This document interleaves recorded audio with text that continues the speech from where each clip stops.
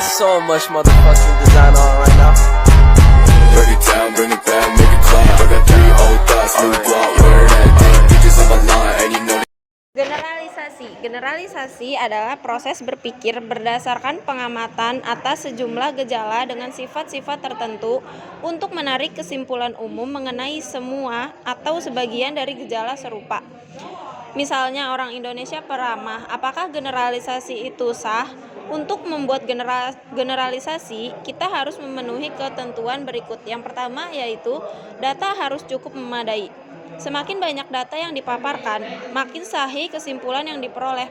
Yang kedua yaitu data itu harus mewakili keseluruhan dari data yang sama itu akan dihasilkan kesimpulan yang sahih. Yang ketiga yaitu pengecualian perlu diperhitungkan karena data-data yang mempunyai sifat khusus tidak dapat dijadikan data. Jika kesimpulan umum terlalu banyak pengecualian, maka tidak dapat diambil generalisasinya. Saya akan menjelaskan tentang analogi. Analogi adalah cara penarikan penalaran secara membandingkan dua hal yang mempunyai sifat yang sama. Tujuan penalaran secara analogi adalah sebagai berikut. Yang pertama ada analogi dilakukan untuk meramalkan kesamaan, analogi digunakan untuk menyingkapkan kekeliruan, analogi digunakan untuk menyusun klarifikasi. Menurut Jalaluddin, analogi induktif atau analisis induktif sebagai sebuah perumusan umum mengenai suatu gejala dengan cara mempelajari kejadian-kejadian khusus yang berhubungan dengan hal itu.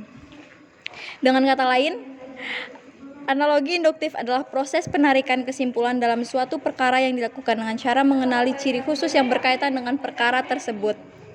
Selanjutnya ada silogisme alternatif. Silogisme alternatif adalah silogisme yang terdiri atas premis mayor berupa proposisi alternatif. Kalau premis minornya membenarkan salah satu alternatif, simpulannya akan menolak alternatif yang lain. Contohnya, dia adalah seorang kiai atau profesor. Dia seorang kiai, jadi dia bukan seorang profesor. Dia adalah seorang kiai atau profesor. Dia bukan seorang kiai, jadi dia seorang profesor.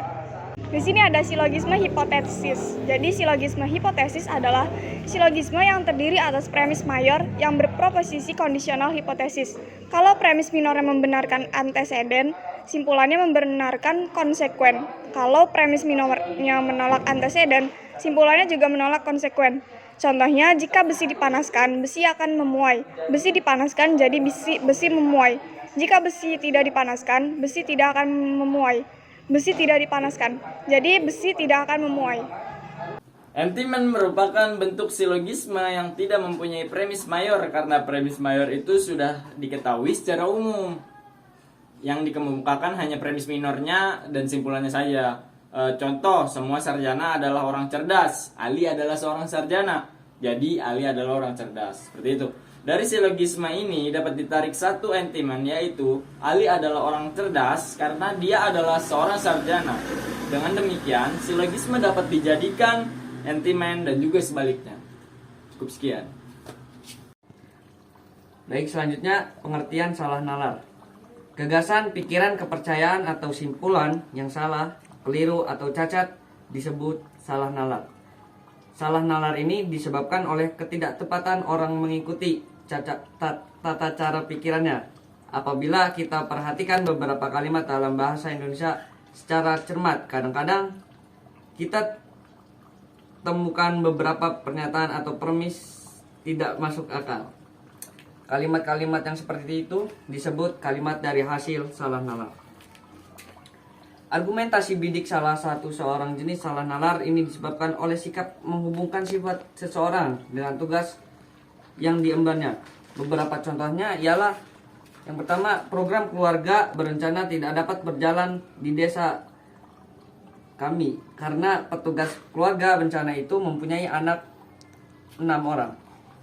Nah, contoh yang kedua, kamu tidak boleh kawin dengan Ferdo karena orang tua Ferdo itu bekas penjahat. Meniru-niru yang sudah ada salah nalar jenis ini adalah nalar yang berhubungan dengan anggapan bahwa sesuatu itu dapat kita lakukan kalau atasan kita melakukan itu. Beberapa contohnya ialah peserta penataran boleh pulang sebelum waktunya karena para undangan yang menghadiri acara pembukaan pun sudah pulang semua. Contoh yang kedua, siswa SMA seharusnya dibenarkan mempergunakan kalkulator ketika menyelesaikan soal matematika, sebab profesor pun menggunakan kalkulator ketika menyelesaikan soal matematika. Salah nalar ini disebabkan oleh anggapan orang tentang berbagai ilmu dengan pandangan yang sama. Hal ini akan mengakibatkan kekeliruan mengambil simpulan. Beberapa contoh salah nalar jenis ini adalah sebagai berikut. Yang pertama, perkembangan sistem pelayaran kita dapat dibahas panjang lebar oleh Ahmad Panu, seorang tukang kayu yang terkenal.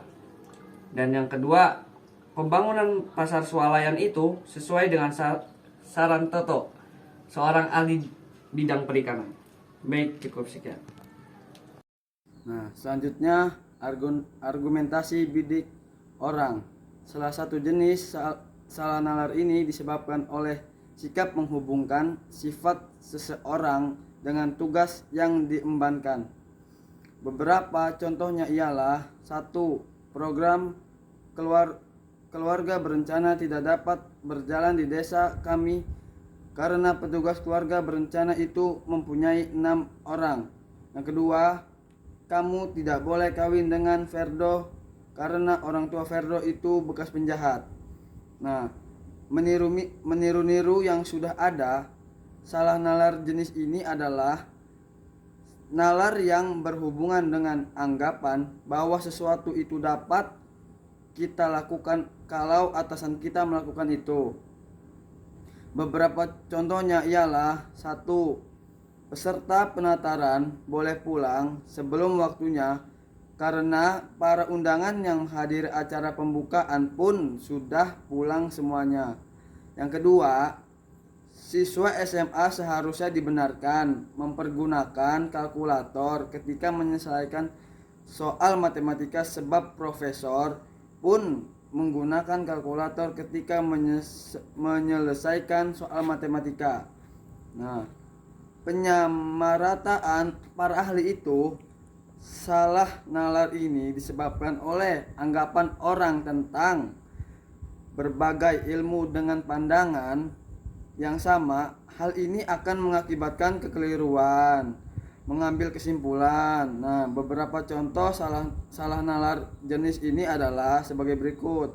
1. Perkembangan sistem pelayaran kita dapat dibahas panjang lebar oleh Ahmad Panu, seorang tukang kayu yang terkenal itu.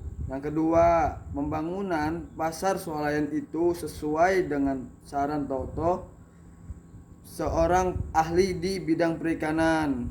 Selesai. Wassalamualaikum warahmatullahi wabarakatuh.